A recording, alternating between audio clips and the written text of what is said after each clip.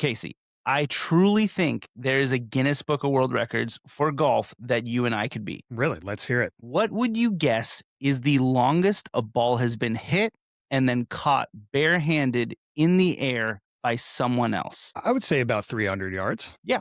So it's actually only 250 yards. And call me crazy, but my ego is saying that we could just go out there and do that. I think we could. Barehanded catch. Yes. I mean, it's easy. Okay. I would say, I don't know how many shots it would take, but I feel like if you drove, obviously you're driving the ball, but if I stood out there about like 260 away, I feel like I could snag one after a few times without getting hurt. Gotcha. So do you think a higher shot would be more beneficial? As I worry like a stinger or something just to get it 250 would be, or more than 250 would be too much. I'm kind of thinking like a high floater. Yes. If you could get a high floater 250, I think we're in the Guinness Book of World Records.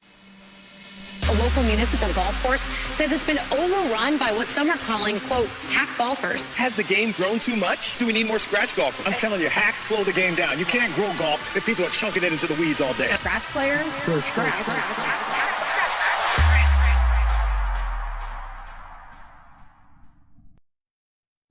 Hey, everybody, it's Dez, and welcome to Hack and Scratch Podcast, episode number 2. Casey, how did you think our first week went? I thought it was great. It was so fun to finally have kind of a full week of golf stuff going on with the Sony Open. So I'm just glad it's all here. It's almost like we planned our debut for the perfect start of the season. I think so. And it worked out for everybody. Yes. And speaking of which, we have our first winner of 2026. I don't know if it's one that people would have saw coming. I can't remember what his actual odds to start was, but Chris Gotterup starts his season very much like he ended his season last year. I don't think many people remember this, but he was kind of in that outside discussion of possibly making the Ryder Cup team. He just had that hot of a summer. Absolutely. And he's kind of one of those players where you're not surprised that he pulled it off. But yeah, wasn't really talked about before the round too much, but just his putting was incredible and he was able to play really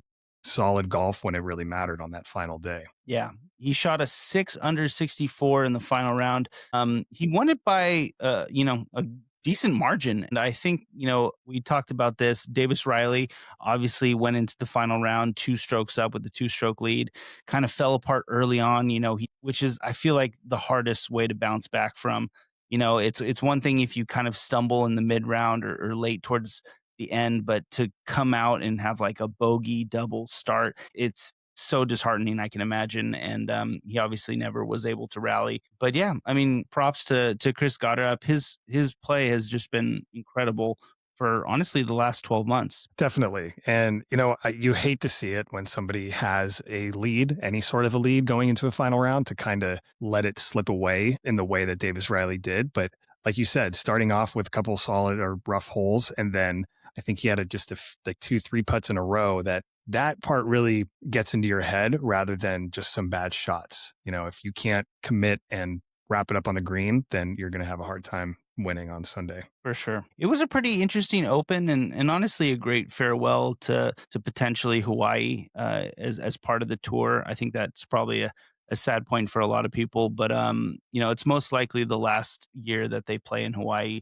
just given the new kind of tour rules and schedule that they want to play. But we got some interesting storylines out of it, not just Chris Gotterup winning, but we talked about it last week. Vijay uses his, exemption from career money list, and at 63 years old, makes a cut. Yeah. And honestly, I wasn't too surprised. I mean, Vijay Singh, multiple major winner, been on the tour. I know he's 63, but it feels like 63 years. Like he's just been out there for such a long time that I watched, footage of him warming up and practicing, and he just looked cool as a cucumber out there. And so I'm sure he was super excited to be able just to play, but to be able to go out and beat Morikawa and make the cut and do pretty well for a 63-year-old, like that's pretty impressive. Yeah, I should have looked up how much money he actually made. I mean, that had to be part of the decision going into this, but it is so funny now that you mentioned. I just picture Vijay, getting his stuff in his locker, and then Morikawa packing his up for the weekend. And it's just like, what decade are we in? But that is awesome. He beats a number of names this week. I think Tony Finau missed the cut as well. He just signed with Jordan and then misses a cut. That's a little too unfortunate, but shout out to VJ doing it at 63. It means we got 13 more years of Tiger. We don't even need to worry. Yeah, absolutely. And I'm sure we all want 13 more years of Tiger, and but I'm not sure how much we'll see of VJ out there, but I would like to see him play again. Yeah. Well, he's 1 for 1 for the season, so that's great. Another kind of comeback, if you will. I think people are always rooting for this guy to make a maybe somewhat of a return to his greatness back in the day. But Jordan Spieth made it into the headlines. And not only did he make a cut, he played pretty well. Yeah, and I think it's something that everybody's wanted to see for a long time. You know, it's like, where is the old Jordan Spieth? He was one of the best golfers in the world, and then, you know, just had some rough tournaments, rough season, couple seasons really. But just to see him kind of in the top, I think he finished around 15 or something like that. Respectable. And it shows that he can still be the great golfer that he's been. So I look forward to seeing him much more this season for sure. Well, he did make some viral clips. He had some great shots, but he also had one mishap that turned out to be pretty viral. But the spirit of Elvis Presley just came down and just snatched him right up. And he missed maybe a 6-footer, lipped out, and his knees did the old Elvis Presley quakes, which I'm sure, you know, other golfers have done that in years past. It's a pretty common thing, but it was just hilarious to look at. I think it's just a funny welcome back Jordan Spieth moment. But did you catch that by chance? Yeah, I was able to see that. I think what I loved more was the reaction to the crowd. Like, they loved it, and you could hear everybody laughing. And even though he missed the putt, it's like, okay, that was fun. You know, making a little bit of a show out of a missed putt is always good entertainment, especially at the beginning of the year. Yeah. I heard a broadcaster say something to the effect of maybe he's no longer going to talk to his ball as much. He's going to dance when the ball does something he doesn't want it to do. And I was like, that'd be a welcome change. That'd be great. I have this next news headline is a doozy. So the headline, as I made it, is nachos blow right through Lowry and McIlroy in Dubai. Perfect headline. I took some liberties there. Rory and Shane were playing on the DP World Tour, which was in Dubai this week while the PGA was going on. McIlroy was in strong contention. At one point had the tied for the lead, needed a good finish on 18, ended up bogeying to fall out of the lead. Lowry actually had a chance to, I think, secure the win with just a par, but he ended up double bogeying, found a real nasty bunker on the backside of the green, ended up double bogeying, and that made way for the one Nacho Ilvera, who's a decent golfer. He's done really well on the DP World Tour, and in my opinion, has one of the best names in golf. Definitely, and shout out to him for beating out both Lowry and McIlroy. That's pretty impressive win there.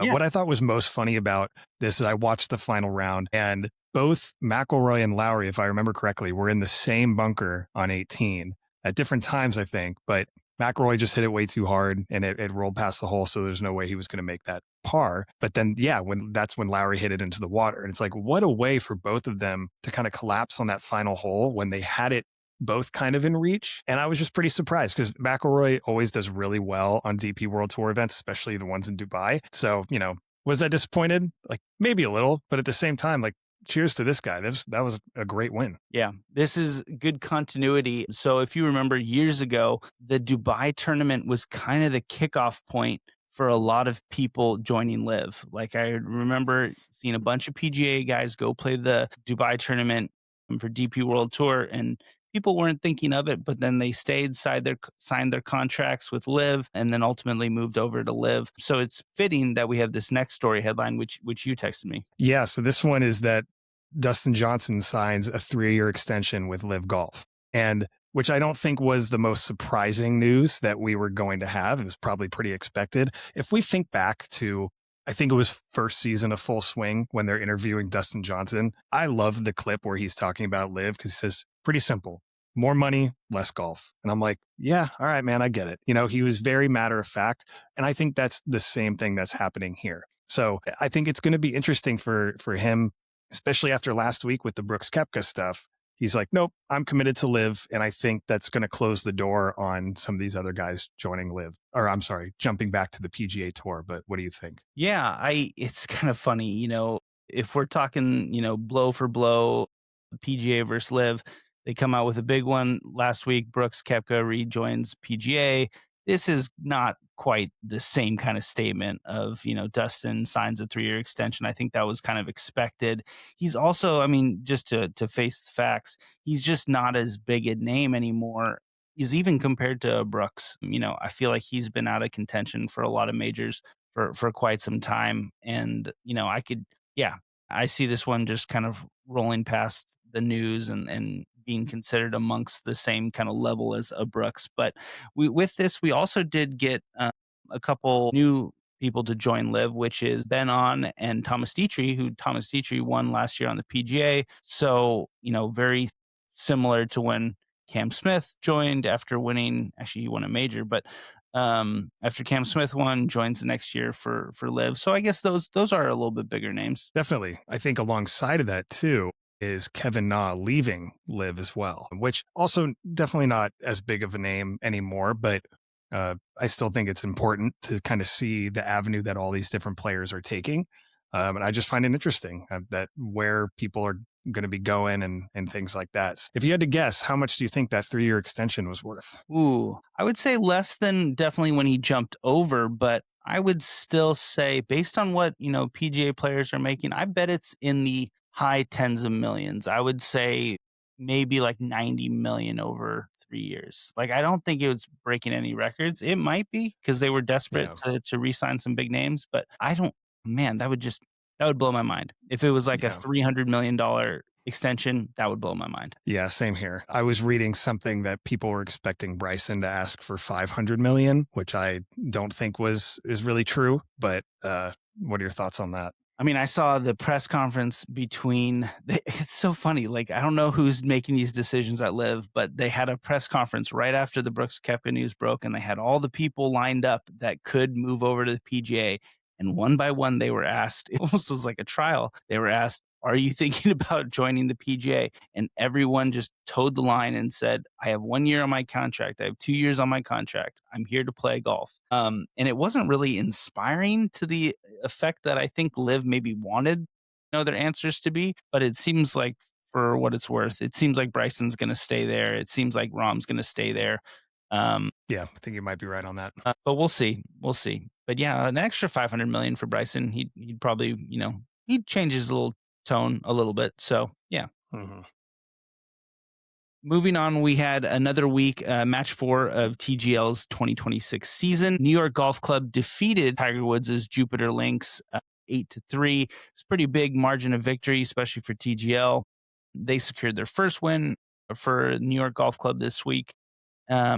New York's lineup features Ricky Fowler, Matt Fitzpatrick, Xander Schauffele, and Cam Young, while Jupiter Lynx obviously had Tiger in attendance but wasn't playing. They had Max Homa, Kevin Kisner, and Akshay Bhatia. Yeah, it was good. It was a good match until kind of maybe the third hole when they started to pull away a little bit, and it just never felt like Jupiter could ever get momentum back on their side, no matter how many hammers they tried to throw at it.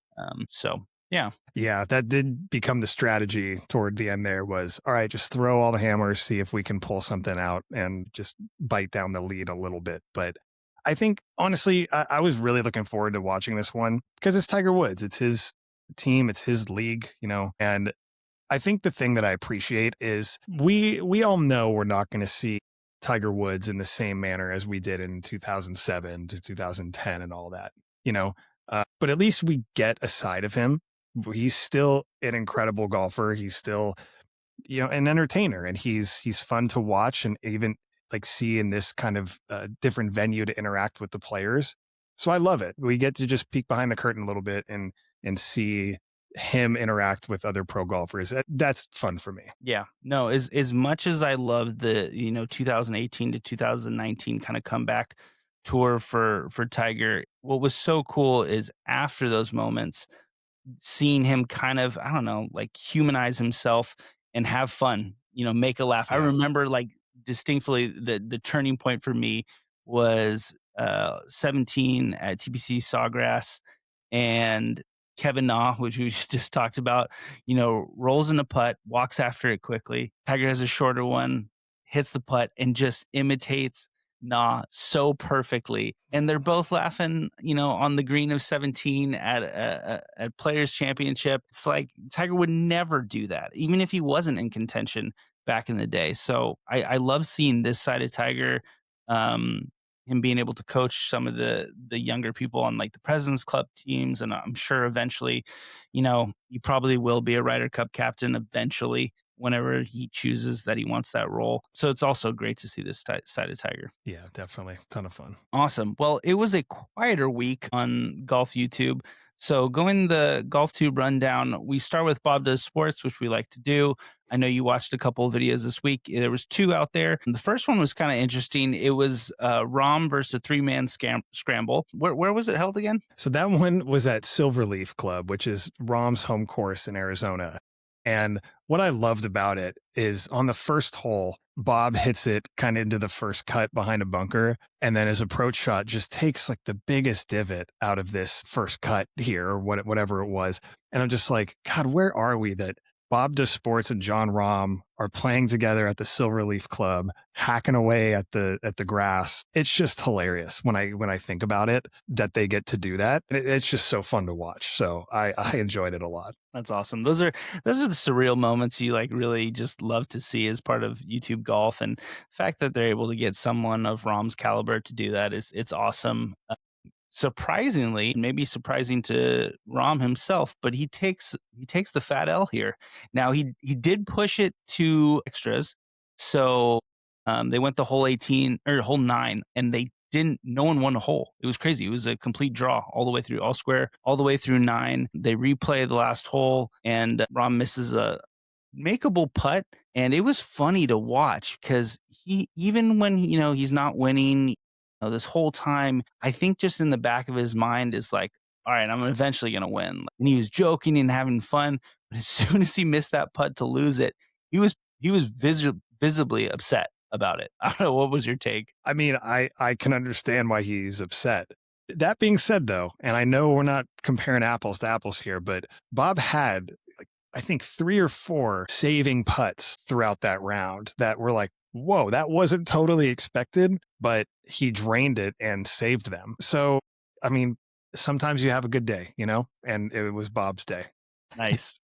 Yes. They posted another video, the gauntlet video, where you basically have one golfer and you just have to go through another set of golfers. So Joey takes on the rest of the golfers on Bob Does Sports. I think there was 5 again, so he has to go through them twice. So 10 golfers and 18 holes you got to beat or tie, I think, for Joey. All of them, they had Fat Perez as their anchor each time. It didn't even get all that way. Joey lost, I think, in like maybe 16 or 17 holes, didn't quite get through it. And so, yeah, Gauntlet was not in favor of Joey. But it was, interesting video. I tend to like these videos where they bring in someone else, whether it's the NFL quarterbacks or it's just funny to see like very serious, athletic, competitive, not to say that they're not athletic, but competitive people like mixed in with Bob Does Sports. I think that's where the magic is. Definitely. I mean, the first thing that comes to mind for me is the one that they did with Max Homa, where I think Max Homa almost shot a 59, and it was like, that's another one where like, how did they get to be with Max on the day that he was having a round of his life? Like, it's just awesome that you get that chance. Yeah, I love it. Switching to a different channel, Bryson, he does this break the course record where he just gets one shot at a local municipal and he tries to break the course record, whatever it is. Hopefully it's like some Joe Schmo and they get to say that, who broke my record, and it was Bryson DeChambeau. That's a great story. But the course record at this place was a 63. So I think it was par 72, so 9 under. And this time Bryson brought out his real caddy, Greg Bodine, I don't know if Greg prepped much. I mean, it didn't seem like he prepped that much, but I mean, it's always great to probably have your caddy that you're used to there to help you, and especially with reads and things like that. Um, but he took on the course record. He played phenomenal. Had a chance to eagle 18 to break it to shoot a 62. Ended up birdieing it to tie the record 63. But what was funny is the starter when he was asked, "Hey, what's the course record?" He goes, "It's 63." And just so you know, the rumor is that it was Tom Hoagie who shot it, which is kind of funny because I think they do these with the intention of beating that like Joe Schmo who has the record. But it's funny to take on another pro's record, Tom Hoagie. Yeah. Also, if they're telling him the rumor is it's Tom Hoagie, somebody's got to keep track of this. Like that's a huge deal. Clubs are very protective about who holds their course record, and it is funny that's who it was. I wonder, I didn't see the whole thing, but I wonder if they told him that before or after, if that made any impression like, oh man, all right, well, we're trying to beat another highly capable professional golfer. This just got a lot harder. I wonder if Tom wanted to be a little bashful about it and not take the course record. I'm not sure.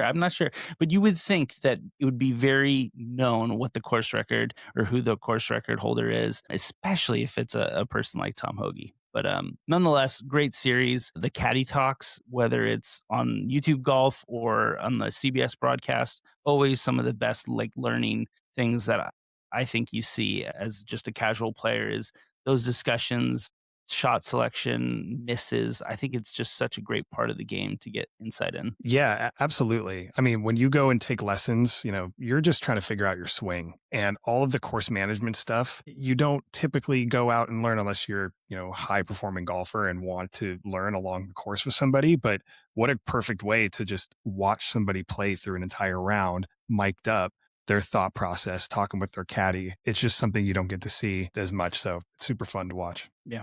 Well, that's like I said, it was a quiet week on Golf YouTube. We move on to Cash or Splash, which is the part of the show where we talk about the upcoming tournament this week on the PGA and talk about who we would see, taking it down and talking about best bets and kind of the odds behind it and everything. Last week, we didn't win. We didn't have any winners last week, but we finished pretty decent. Siwoo Kim finished pretty high for me. Matsuyama finished pretty high for you. Hopefully we can walk out of this week a winner, but it does seem like a little bit harder of a dart throw. The variability on the winners here is pretty big. So we're at the Amex this week, and it's a desert. I just came from Palm Springs today. I was literally 15, maybe 10 minutes away from all three of these courses. And I came back from the desert. The weather is perfect, barely any wind. They talk about dome golf in the desert where it's just kind of protected and you never really face too much elements. And so the scoring's usually really good. Very interesting. This is one of the few events where it's played at multiple courses. I know that Pebble used to be the same way where they'd play some rounds at Cypress. This is one of the few that remain. So they're at the stadium course. They're at the Nicholas course, I believe. I think that's right. And then they're also at La Quinta Country Club, if I remember correctly. And then they all within the PGA West ecosystem, I think. La Quinta is actually not part of it. But so there's two that are part of PGA West and then La Quinta, and then they all play on the stadium course at PGA West on Sunday. So it's a 54-hole cut, which is a little different as well, not a 36-hole cut. The winners have been all over the place. I think the average odds, because of the longer shot wins, is like actually close to 100, even though we do have names like Rahm, who took it down a few years ago. So it's, like I said, it's a little bit more of a guessing game who's going to take it down. I would say the one stat that I saw stand out amongst everything is just putting. It's whoever can get really hot with the putter.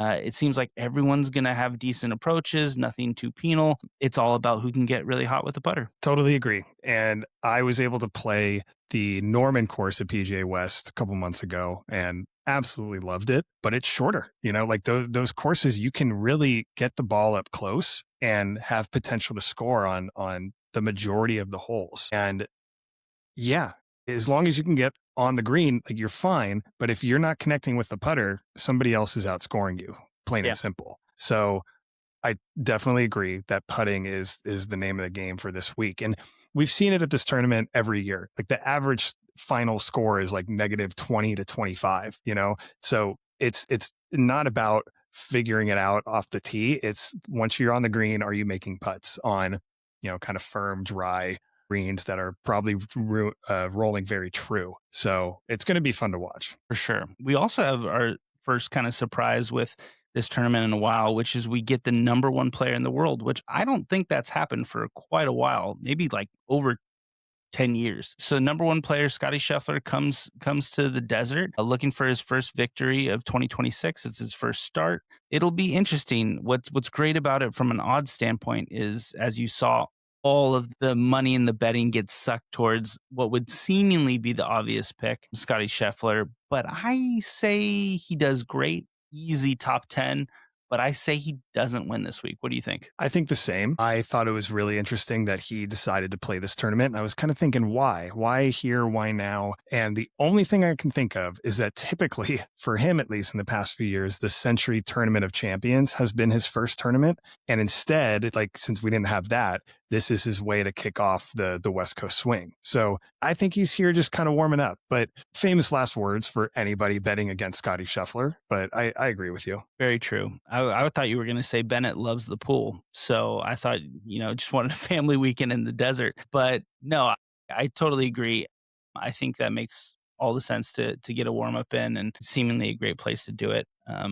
So anyways, who do you see coming out on top this week? So what you said earlier about putting, that was the first stat I looked at, is who is kind of leading with strokes gained putting. And that's when Alex Noren first popped out to me. He incredible putting. And like we said, if you're going to need somebody who's going to score, it's going to happen on the green. And so I like Alex Noren. I also like Patrick Cantlay. He's probably one of the higher ranked people in this field as well, behind Scottie.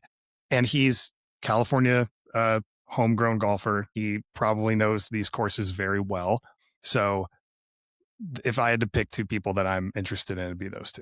He's consistently done well. He hasn't taken it down yet, but he consistently does well out at the Amex and all these desert courses. So that's a good pick.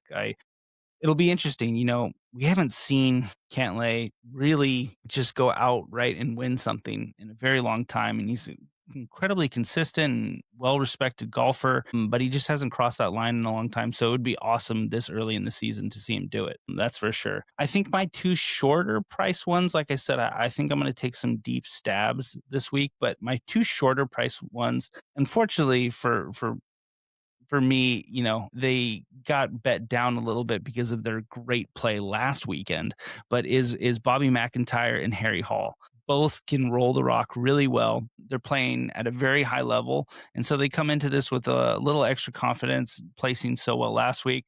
Obviously, I'm going to have to pay up for it because they're probably being bet down a lot. But Harry Hall and Robert McIntyre are kind of my studs that I think could do it this week. But some of my longer shots would be a person who maybe is too good of a putter and needs to maybe be better at other things, but is Denny McCarthy. That, like, if someone says, like, who's a great putter who can just get really hot, I definitely think of Denny McCarthy. So yeah, that's who I think. And then my last two that I'll say is kind of wild cards, but Sami Valimaki, he has had, like, I think 2 wins in his last 10 starts, maybe even less than that, which is crazy. And I know they've been overseas, but he's playing really great putter.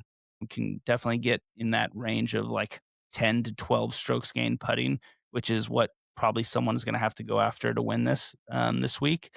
And then a different Kim, SH Kim, not Siwoo Kim, coming in at 300 to 1, which is crazy because he played so well last week. I think he top 5 last week, and still was 300. Of course, I'm going to take a little longer shot on that. He's playing great golf, and like I said, can really get hot putting. So those are my 5. If I had to beg you for a third, do you have a third? I do, and this is kind of a deeper as well. But Daniel Berger, very quiet name in the past year. He was out, I think, 2 seasons ago for some pretty serious surgery, and so long recovery, but he has the potential to be just an assassin.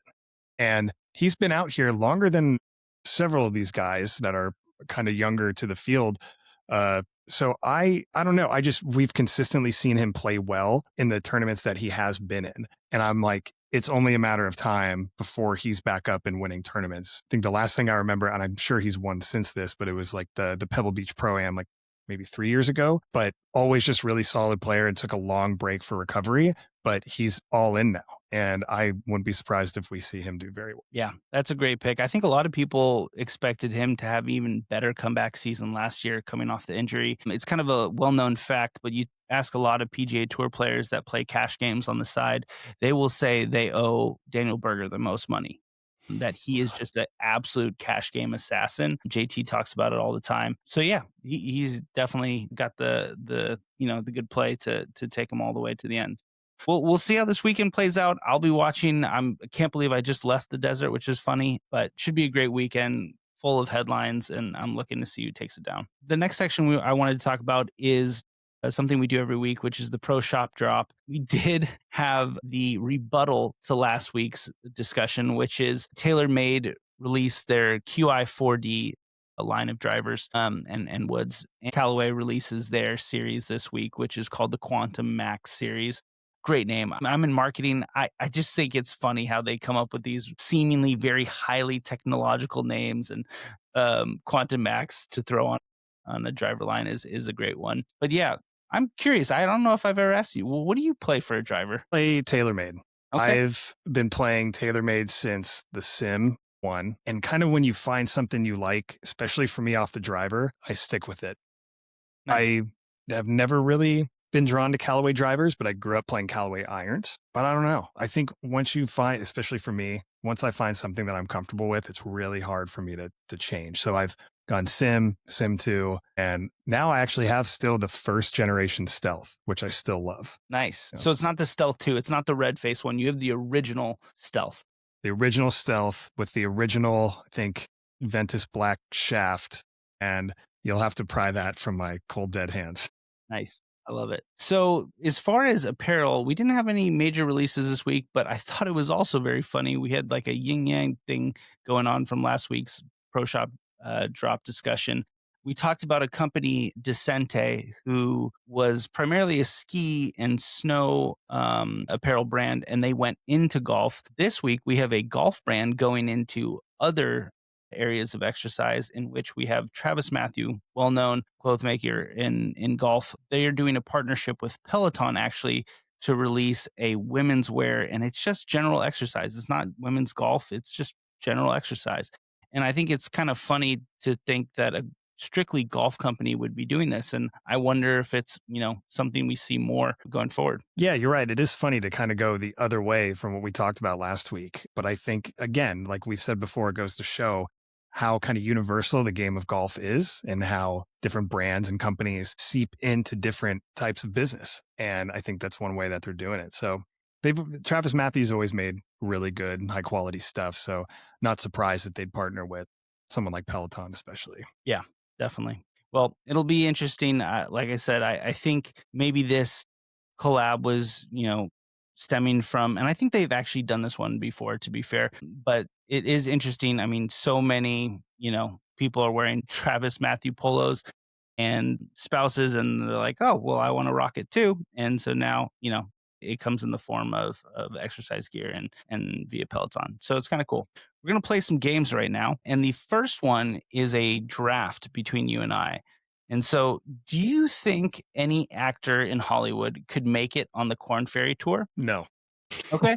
It's a fair assessment. And I probably think 95% of people would say the same. But it's award season right now. So we thought we'd have a little fun and we'd be drafting only actors for this. And it's to make our best 4-person scramble. I'm gonna lead off this week. I know I usually give you the honors, but I'm gonna take the first spot this week, and we'll just go back and forth. We won't do the snake this week. So I'm going right at the top. I'm going a very well-known golfer. He plays in a lot of the pro-ams, plays in a lot of the celebrity tournaments. I'm going for Spider-Man himself, Tom Holland. You took my first pick. I know I did. That's why I wanted it this week. Tom Holland, Spider-Man, very well-known golfer. It's It's interesting. I've seen videos of him on the range with Rory. He gets nervous. One of the biggest famous actors in the world, scared to shake hands with Rory. It's kind of symbolic of how humbling a game golf can be. So I'm going Tom Holland as my first pick. I think he marks out at like a 3 handicap, a -3 handicap. That's great. So yeah, great golfer, great personality. I'm going Tom Holland. Okay, mine. This is going to seem random, but I watched him play at the AT&T Pro-Am a couple years ago. Super nice guy. And I think he's a LA Country Club, or one of the LA local country club members is Alfonso Ribeiro. And I need to look up his handicap. I just remember I remember him being a really good golfer, even though when I saw him, he topped it right off the 13th hole at Pebble. But that's my pick, is Alfonso Ribeiro. I like it. Now that you mention it, I've seen him play that Pro-Am as well at Pebble Beach. Yeah, he's a good golfer. So I like that pick. You got a funny guy on your team. You need vibes. That's where I'm going next. I'm going for vibes with a little bit of golf sprinkled in there. I just think it would be an amazing partner to have Matthew McConaughey. That's brilliant. Yes. So Matthew is definitely not quite a stick. I think he's in like that 9 to 13 range probably. But it's all about the vibes. With when the team needs to get settled down, I feel like an inspirational speech, or just keeping it cool, Matthew is going to take this. McConaughey is going to do it. So I'm picking McConaughey for my second. Nice. Okay. I think my second would go to Mark Wahlberg. I don't know if he's a Los Angeles based golfer. Yes, he is. For sure. He is. Okay. But I'm not sure if I've seen him play in the Pro-Ams either. I just read articles that he's a really good golfer, and I've seen the pictures of his backyard. I don't know if you've seen that. It's like a crazy, huge golf practice area. And it just looks like the dream for anybody wanting to play golf in their backyard all day. The funny thing, I was introduced to the idea of Mark Wahlberg golfing through the show Entourage. So, famously, Entourage was really a documentary, or a biopic about him and his friends and stuff like that. And so constantly they're playing, the actors are playing golf in it. And anytime they're playing, Mark Wahlberg shows up somehow. And so he's also playing. And yeah, that was the first time. And then, to find out he's actually quite good. I think I looked it up. I think he's somewhere in that 5 to 10 range handicap. So good golfer, great pick. I'm bringing a lot of comedy into this, but another good golfer that has actually appeared on some of the YouTube channels we've talked about, but I'm going Chris Pratt. Wow, I'm just really rounding out the Marvel on this lineup. But Chris Pratt, very good golfer, kind of funny. I think he did Bryson's channel years ago. Maybe not the greatest golfer, but good vibes. And he does bomb it, to his credit. And you need that in a scramble. You need someone bombing it down. I don't know if McConaughey is going to do that all the time, and Tom probably would. But yeah, I'm going Chris Pratt for this one. That's solid. I like that one a lot. Okay. You already took a couple of mine, so I'm trying to reevaluate. But I think the next person I would pick would be Justin Timberlake, who I have seen play in some of the Pro-Ams, some other tournaments as well, other than just Pebble Beach. But I know he's a huge golfer, and a pretty good one too. I feel like he's around the 10 or something like that. No, he's even better. They say he's a 6. Wow. I mean, that's solid. So yeah, I'd take that any day on my team. That might have been my fourth. So that's a good pick. We're going back and forth. We're stealing some. I'm going to go on one that you probably don't have on your list, but is like a no-brainer. I thought I'd get some value steal, but it's an actress by the name of Catherine Newton. Yes. And she is she's not just a golfer. She's a well-accomplished golfer. Who I think had the opportunity to play in the U.S. Women's Open, but had to bow out of it because of an acting gig. She's a 4-time CIF winner for her high school. I think she might have played a little collegiate golf. Yeah. And so I actually feel like I'm probably going to take her shots most of the time on the team, but great value pick, Catherine Newton. That's great that's like a resume golfer right there. So that's a good addition to the team. And while I have an actor / kind of comedian, but I do want some laughs as well on the team. And that's where, honestly, I'm just going back to everybody I've seen play at the AT&T Pro-Am. And I think I would go to Bill Murray because he's just hilarious to watch. And there's so many clips of him over the years from AT&T, the Pro-Am. Like, you could fill a couple hours of footage of him every year of just doing hilarious stuff. But he's also a good golfer. There's a bunch of clips of him draining super long putts and chip-ins and everything. So I'm like, he knows what he's doing. I'll take him. 100% great pick. I had it on my list too. And I think at one point, it's obviously he's a little bit older in age, but at one point he was a 9 handicap. So, I mean, he's got the goods. It's funny, just a random aside story, but one of my college roommates, he belonged to the same country club member down in Southern California as Bill Murray. And he would just kind of show up to the country club's, holiday function, just mix it up with locals and just kind of just one of those characters. So shout out to Bill Murray. That's a great 4th pick. These are 2 good lineups. We came up with 2 very good lineups. I'm curious who people think would win in that scramble. Yeah, it's good. We got the good golfers, but we also got the people that can keep you calm and keep it light so that you can still be playing good golf. Which for a scramble, I mean, that's maybe even more important than the talent. Definitely. So moving on to the next game, which is a blind ranking. So you're familiar with this. I'm going to be giving you a bunch of items to rank. You're going to do it without knowing what's coming next. And truthfully, Casey, is there any greater feeling than dropping a good one-liner on the golf course and getting a laugh from your entire group? No, it's great. And then the anger that the one person is that it's directed at is even better a little bit too. So absolutely, I love it.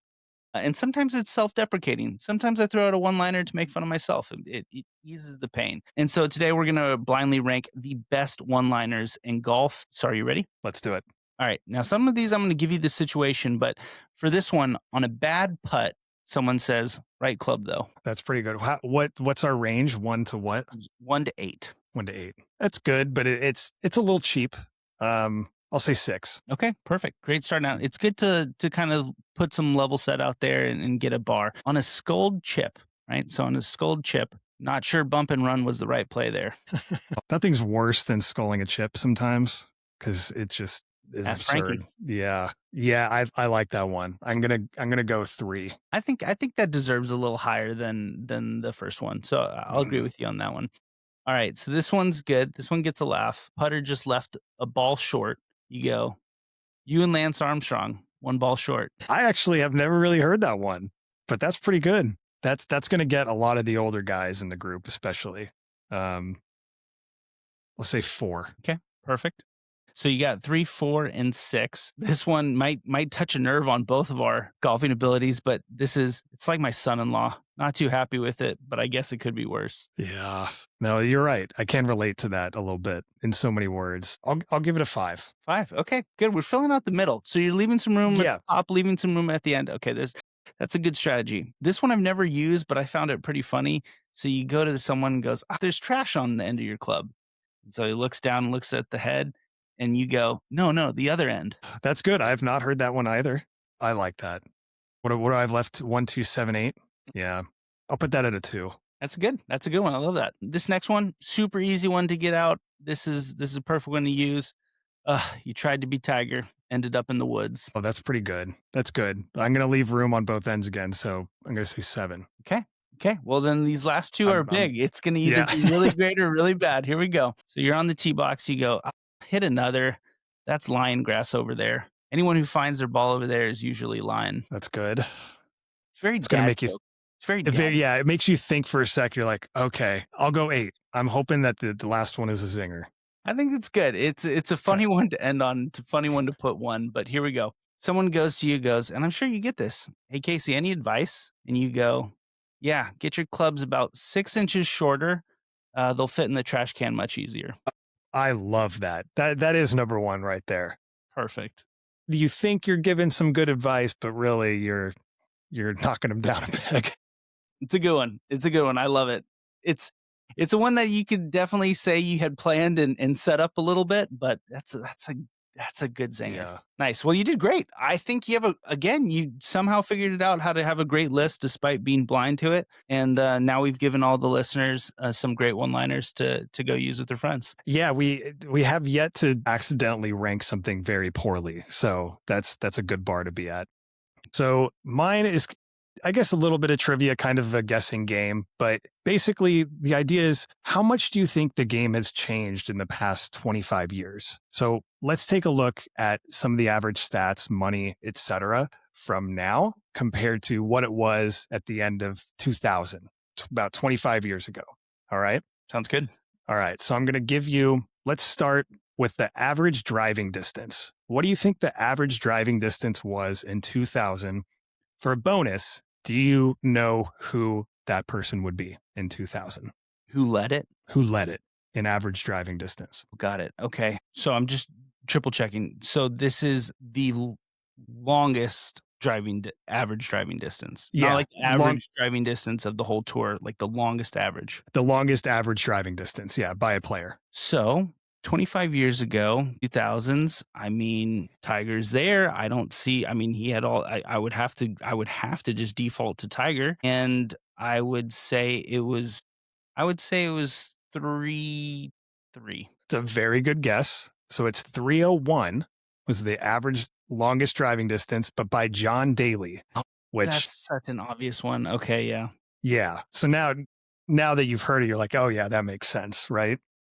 I feel Okay, good so just getting it within 2 though. That's pretty good. yeah, that's great. And that was in 2000. So what do you think that the longest average driving distance is now for a current player? I would say it's Rory, and I would say it's 347. So I thought the same thing, right? And luckily the PGA Tour publishes all of the stats for all of the tournaments in the past year. And so they aggregate them, and the average driving distance was 325. Now, remember, this is average. So, yes, Rory can bomb it 400 yards downhill with the wind sometimes, but Aldrich Potgieter actually had the longest average driving distance of 325.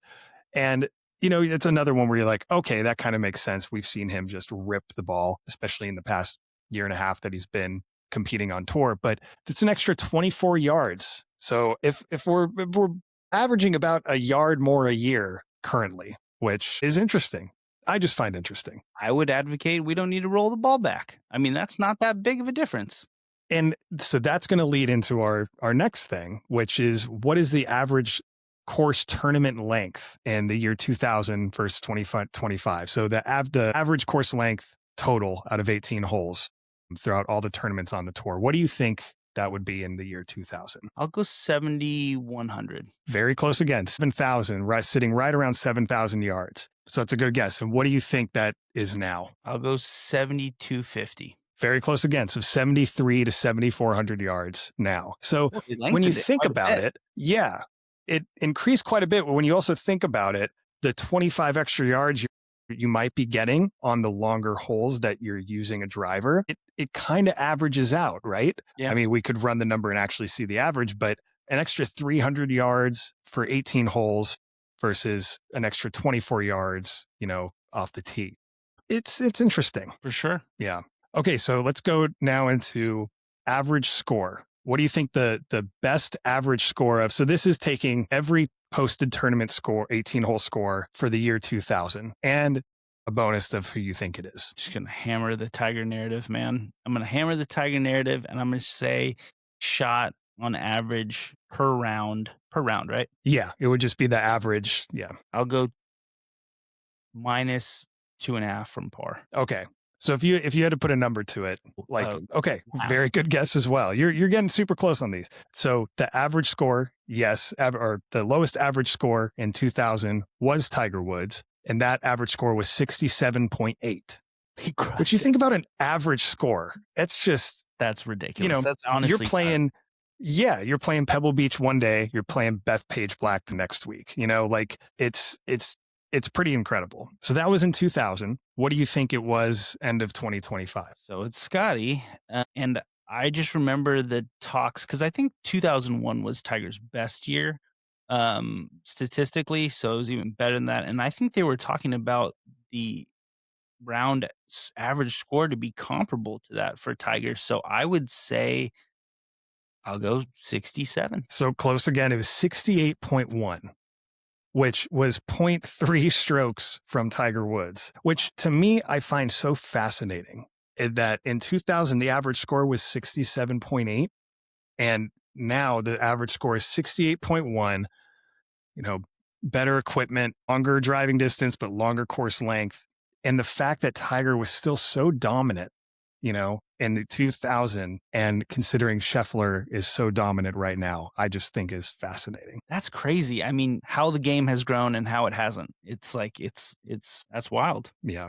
All right. Last one. Tournament winnings into the total purse. So we're just going to take one tournament. What do you think the winning prize money was for the Masters in 2000? Brutal. I know this is why Vijay Singh is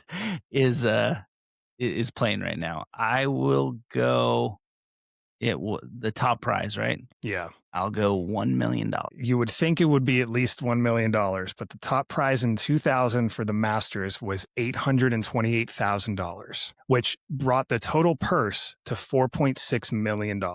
Okay. You actually, I think you might know this one. What do you think was the top prize money for winning the Masters in 2025? I think it's $4 million. 0.2 million, which is crazy because it's almost the entire purse of the 2000 Masters tournament. Well, I'll just throw this at you. Sony Open was $9 million last week, and I think 1.8 to the winner. So, wow. Crazy. Yeah. So we've certainly come a long way. That's how the game has grown. Yeah. That is definitely how the game has grown. Absolutely. There is a lot more money in golf than there has been in the past 25 years. Yeah. Those are great. Those were fantastic. Yeah. So it's so much fun to look back and see kind of the different scores, the equipment, the money. It's pretty cool. So I got a quick one for us to close on today. It's how well do you know your clubs? And golf has always kept some of its kind of old-timey feel, and I think we both appreciate kind of some of the tradition about it. But did you know back in the day, way back in the day, that clubs weren't always known by numbers, but they were actually known by nicknames? And when you're asking your caddy for the club, they would use these nicknames. And so I want you to just guess 5 old-timey nicknames for clubs, and then what they would coincide with today, roughly, in modern named clubs. You ready? Yeah, let's do it. All right. So what if I said, hey, Casey, give me the spoon? What are we talking about? The spoon. For some reason, my first thought is putter. Like I don't know it, but at the same time, a spoon is kind of rounded like a driver. I'm still going to go putter. Okay. You were close with your second line of thinking. So the spoon is the actual like cupping shape of the golf head, and that what made it a fairway wood. So back in the day, this would have been a fairway wood called your spoon. How about this one? This one's an interesting one. Give me the mashie. See, now my first thought is driver because you're mashing it. Yeah, I'm going to go driver. Now, I would probably have to assume that back in the day, there wasn't a huge difference because they didn't have all this modern technology with the drivers and irons. So I'm going to give you another shot. If you were to just bash the living hell out of a club, what could you confidently do it with a wood? So this is going to be a 6-iron. So give me your 6-iron. Let me just bash the hell out of this. I'm confident it's got good loft, and let me just mash it down the fairway. So your 6-iron. Okay, this one kind of you can get finette. Like there's a little bit of hint in how it's named. So this is called your jigger or the jig. Jig. I'm kind of leaning wedge. Yeah, I'm gonna say like a sand wedge or a pitching wedge or something. So this is funny because this is the only one I think I knew. And it's because it's referenced in a great golf movie, one we'll talk about in future episodes, but The Legend of Bagger Vance. It is roughly your hybrid. Jeez. It's something to keep something super low and just kind of hit up there. And so it's your hybrid, it's your jig, and that's what they used to call it. This next one, I would say no shot you have a chance of getting this one. This one's called your cleek. Cleek? C-L-E-I-K, I think. Man, what is the country of origin? No, there is actually a country of origin. I can't remember what it is now. This next one, The next one is Scottish. I know that Okay. for sure, but I don't know what cleek is. Cleek. I'm going to go back to wedge. I don't know why. I'm feeling wedge. I mean, you would think, but it's actually your driving iron. So it's like a low, like 2-iron, 3-iron that you're whacking off the tee. It's your cleek. This last one, which I'm going to throw at you, and just so you know, you're doing really well, is your niblick. My what? Your yeah, I got to say this. Your niblick. My niblick. Yes. Like Niblick or something. Perfect. And it is Scottish. Okay. It's Niblick. I'll give you the definition. So niblick in Old Scottish is short nose. Short nose. Casey, go back to your default. Short nose. I don't know. I'm going putter. Oh, I thought you were going to go wedge for 3 in a row and you were going to get this one. This is your wedge. Oh, So your niblick means dang. your short face, your wedge. This would be like, your modern day wedge. Short face. I guess that does make sense. Dang. I almost had one of them. These are tough. But luckily for us, we have, 56, 60s and 6 and 9s and de-lofted woods and everything that the modern game has brought. But it's funny how we both picked 2 games that we're talking about kind of the past and now the present. Yeah, no, that was super fun. I feel like I need to go educate myself in some other golf terms now that I just haven't known. To be fair, these haven't been called that since I think earlier than 1920s. So I think the modern naming conventions came from the 20s to the 40s. I love it. It's hilarious. Nice. Well, that wraps it up for us today. And thank you all for joining and see you next time.